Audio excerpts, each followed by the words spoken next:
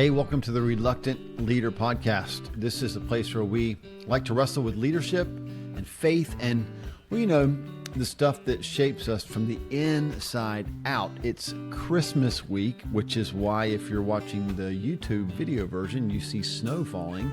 It also means that we're going to be around a lot of people. And some of us are going to be with people, but we don't always want to be there. You can show up to a dinner, you can sit on the couch, you can smile for the picture and still be mentally drafting your exit plan. Does anybody know what that looks like? We all know the difference between someone being present and someone that wants to be present. And that's what makes Christmas so wild. Because as we'll talk about today, Emmanuel doesn't just mean God is with us. It means God wanted to be with us. I'm so glad that you're on this episode with me today. Yeah, Matthew tells us that they named him Emmanuel, God with us. And that alone is staggering. The Creator stepping into creation, the infinite choosing skin, flesh, and bone. As Eugene Peterson puts it in the message, the holy moving into the neighborhood. But here's the deeper miracle. God didn't stumble into this. He didn't, the Father didn't guilt the Son into this. Jesus didn't say, fine, I'll go down there and clean this mess up. He chose it. Paul says it like this in a beautiful passage of Philippians chapter 2.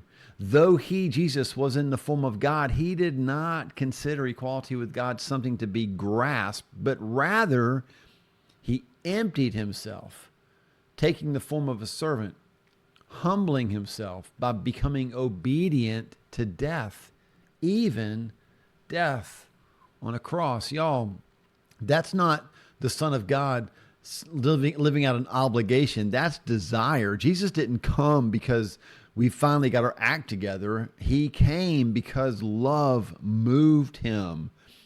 Paul talks about this in Corinthians. He says that love compels me. And that changes everything because some of us grew up with a version of God who was around, but not really interested.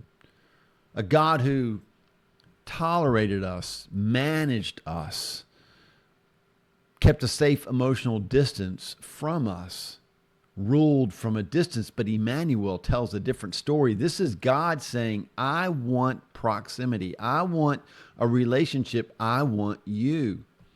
Not just in the manger, but all the way to the cross.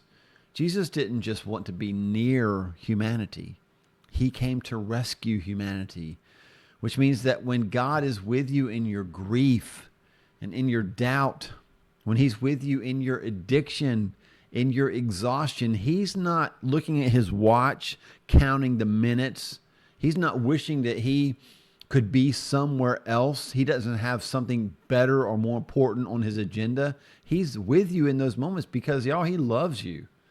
And that matters because so many of us know what it feels like to be surrounded by people and still feel unseen. Christmas declares the opposite. You are not a burden. You are not an inconvenience. You are not something that God is checking off his to-do list. You're wanted. That's why the name matters. Emmanuel isn't just a location statement, y'all. It's a love statement. So this Christmas, when you hear God with us, don't rush past that. Sit with it. God didn't have to come. He wanted to. And if God wanted to be with you then, he still wants to be with you now. That, y'all, is the hope of Christmas. Not just presence, but pursued presence. He wanted to be Emmanuel. Thanks for spending part of your Christmas week with me here on the Reluctant Leader Podcast. And if this episode encouraged you, share it with someone who needs to hear that they're wanted. Please make sure to like it, subscribe it. We got a lot of cool things coming in 2026. It really does help us get the word out, and it helps us go up in the visibility on the places that people get podcasts. And as always, keep giving God your best, and He'll take care of the rest. Merry Christmas.